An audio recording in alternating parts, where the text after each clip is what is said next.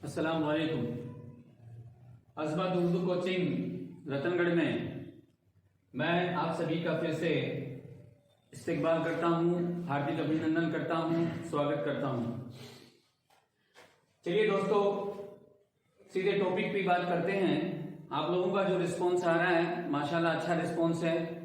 उम्मीद करता हूं कि इसी तरह से आप मेरा साथ देते रहेंगे तो मैं भी आपका साथ निभाता हुआ चलूंगा। चलिए, आ की मात्रा का जो मैटर हमने किया था पिछले वीडियोस में, आपने देखा अलिफ के ऊपर मद लगा के आ बनाया और फिर अलिफ से हम उसकी मात्रा, तो उर्दू में ये मैंने लिख दिया, उर्दू में इस तरह से हो जाएगा, हिंदी में ये मात्रा हमारे पास है ही।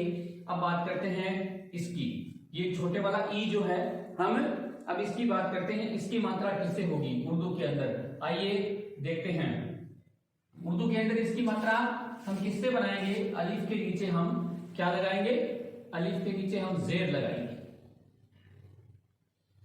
ये साहब, ये जेर लगा दी और क्या बना लिया, ई बना लिया। ये छोटा ई हो गया है, ठीक है। अब इसका इस्तेमाल हम किस तरह से करें। कुछ अल्फाज हमारे पास ऐसे हैं, जैसे मान लो इसी से हम शुरुआत करते हैं, इस, ठीक है। फिर देखते हैं दिन, फिर देखते हैं मिल। अब ये बात मैंने आपको पहले बता दी कि उर्दू की जो भी बुक्स होगी उसमें आपको जेर, जबर, जजम, पेश कुछ भी लगा हुआ नहीं मिलेगा। उस वक्त हमारा जो दिमाग है, हमारा जो जहन है, वो काम किस पर करेगा, वक्त हालात के ऊपर। यानी जो बात हमारे सामने लिखी हुई है वो हाल में लिखी हुई है, कौन से टाइम के मुताबिक लिखी हुई है, उसके ऊपर दिमाग जो है वो अपने आप चला जाएगा। चलिए, जैसे इसका हम अब बनाते हैं इसको अलिफ। ई के लिए हमने क्या काम में ले लिया, अलिफ काम में ले लिया। और चलिए आपको समझाने की गरज से मैं नीचे जेर लिख देता हूं, लिख दी मैंने। सह के लिए हम सीन काम में ले लेंगे और बराबर के बाद में दोनों को हमें, बराबर के बाद हम दोनों को इस तरह से लिख देंगे। अलिफ जैसा है वैसा हो जाएगा और सीन जैसा है वैसा हो जाएगा। ये साफ बन गया। इसको बनाते हैं। देखिए, पहला हरूफ दाल, दाल के नीचे जेर लगा दी, ठीक है। न के लिए नून लिख दिया, बराबर के बाद में दोनों जैसे हैं वैसे के वैसे लिखे जाएंगे, क्योंकि ये बात वो बात याद आ गई आप लोगों को, दिमाग में आ गई क्या कि ये अपने से बाद में आने वाले हरूफ के साथ नहीं मिलते हैं, तो ये वही हरूफ हैं। चलिए, इसलिए ये अपने से बाद में आने वाले हरूफ के साथ मिल नहीं रहे, इसलिए एज इट इज जैसे हैं वैसे के वैसे आ गए। अब इसको जैसे हमें बनाना है तो ये हमने लिखा मीम प्लस ये लिख दिया साहब लाम, और ये मीम इतना लिखा, ठीक है। तो देखिए, मीम इतना लिखा, ऊपर तक ले गए और लाम लिख दिया साहब, ये लफ्ज बन गया मिल, ठीक है। ये छोटी ई की मात्रा का हम किस तरह से उर्दू में इस्तेमाल कर सकते हैं। ये देखिए, यहाँ किसी भी तरह का मैंने कोई निशान नहीं लगाया है। जेर यहां लगा दी थी, यहां भी लगा दी और यहां भी लगा दी। यहां मैंने क्यों नहीं लगाई, इसलिए नहीं लगाई कि आपको बुक्स के अंदर ये जो चीजें हैं वो नहीं मिलेगी, इसलिए मैंने इसको नहीं लगाया है। इसके बाद में आप थोड़ा, ये हमने कौन से अल्फाज बनाए हैं, हम इनको कह सकते हैं दो हरफी अल्फाज, ठीक है। क्योंकि इसके अंदर हमने कितने हरूफों का इस्तेमाल किया है, सिर्फ 2 ही हरूफों का इस्तेमाल किया है। इसके आगे देखिए, अगर हम थोड़े से बड़े बनाना चाहें तो हम इजी वे में बड़े बना सकते हैं। आइए बात करते हैं, जैसे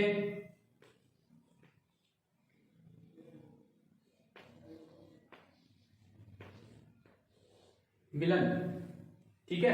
अब इसमें देखिए, बनाने की कोशिश करते हैं। पहला मीम ले लिया, समझाने की गरज से मैंने इसके नीचे जेड लगा दी, प्लस का निशान लगाया, जोड़ना है तो लेके लिए, ठीक है भाई, लाम आ गया, फिर न के लिए नून आ गया। चलिए, इसको हम तीनों को मिलाते हैं। कितना, मीम सिर्फ इतना, ऊपर तक ले गए, ये लाम इसके अंदर जुड़ गया और यहां से हम नून, ये सब क्या बन गया हमारा लफ्ज बन गया मिलन।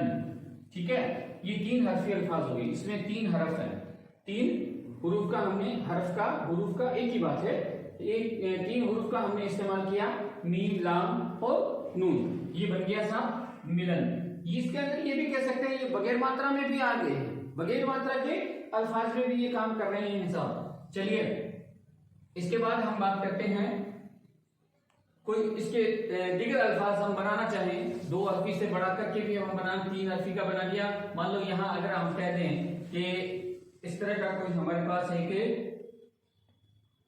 देखिए लफ्ज जिक्र, ठीक है, जिक्र का मतलब जिक्र से क्या मतलब है, जिक्र का मतलब हो गया चर्चा करना, बयान करना। तो यहां हम क्या करेंगे, यहां देखिए मैंने आपको बताया था कि जाल जय जो है वो उर्दू के अंदर कितने 5 है, तो यहां देखिए जिक्र के लिए जाल काम में लिया, ठीक है, जाल काम में ले लिया, जेड लगा दी, प्लस कै छोटा है इसलिए कै और रे। यहां हिंदी में नीचे आया है लेकिन उर्दू में इस तरह की कोई बात नहीं होगी जनाब। इसको बराबर के बाद में कैसे लिखेंगे, जाल लिख दिया, ये इतना काफ हो गया और यहां से हम ले लिख देंगे, तो ये लफ्ज बन गया जिक्र।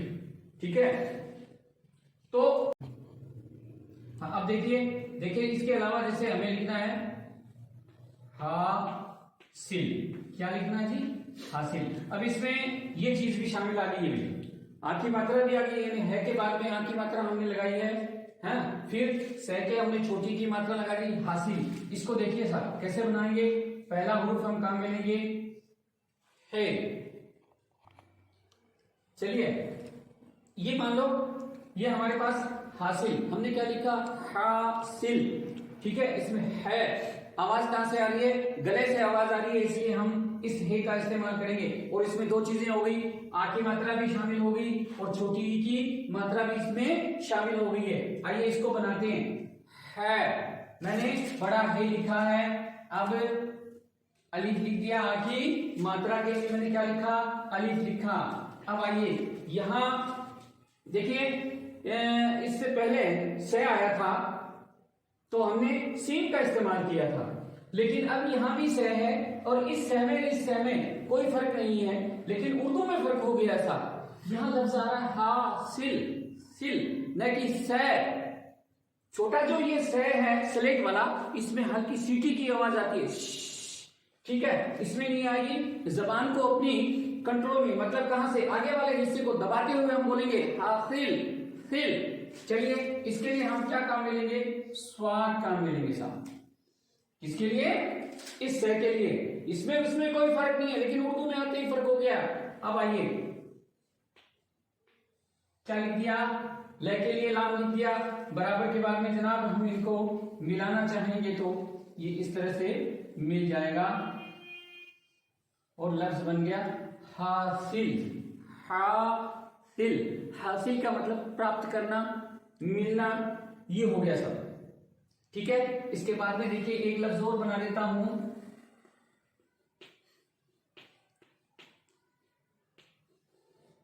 कामिल। का एक होता है कै, एक होता है कै, ये कै कबूतर वाला है, वो कै नहीं है। ठीक है, इसको बनाना चाहेंगे तो पहला हुरूफ ये वाला कै, ठीक है, अलिफ काम में ले लिया, आ की मात्रा के लिए ले लिया। अब इसके बाद में मीम आ रहा है, ठीक है, मीम के नीचे ऑटोमेटिक छोटी की मात्रा हो गई है, लगाने की जरूरत ही नहीं पड़ेगी, और हमने फिर ले लिख दिया। अब हम इनको मिलाना चाहेंगे बराबर के बाद में, तो ये देखिए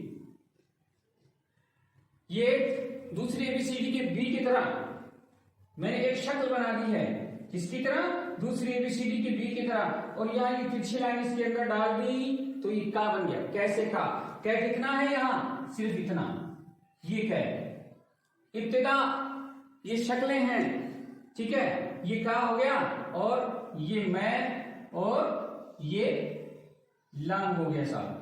तो इस तरह से ये हमारा लफ्ज बन गया कामिल। एक बात इसके साथ साथ और बताता हुआ चलूं कि अलिफ से ये तक के जितने भी हरूफ हैं जिन्हें हम हरूफ तहज़ी के नाम से जानते हैं, उनकी एक खास बात और भी है। वो क्या है कि इनको हम तीन तीन हिस्सों में तकसीम कर सकते हैं, बांट सकते हैं। तीन तीन शक्लें इनकी बना सकते हैं, इब्तिदा, दरमियान और आखिर। ये चैप्टर मैंने लिया नहीं, आप मेरे इस वीडियोस को देखने के बाद में अगर आपको कोई परेशानी आ रही है तो आप मेरे को बताइएगा। इंशाल्लाह मेरे पास ऐसी कोई बात नहीं है कि कमी है, खजाना खूब है। आप मेरे को अगर कमेंट में बताएंगे कि आप उनकी इब्तिदा, दरमियान और आखिरी तीनों शक्लें भी हमें बताइए, तो उसके लिए भी मैं तैयार हूं। आप मेरे इस वीडियोस को देखिएगा, शेयर कीजिएगा, लाइक कीजिएगा और कमेंट कीजिएगा जनाब, और बताइएगा कि ये जो बात मैंने आपको बताई है आपके कहां तक समझ में आई। तो फिर से मैं आप सभी का शुक्रिया अदा करते हुए आप इस पर गौर करें और अपनी कॉपी के अंदर इसको नोट करें।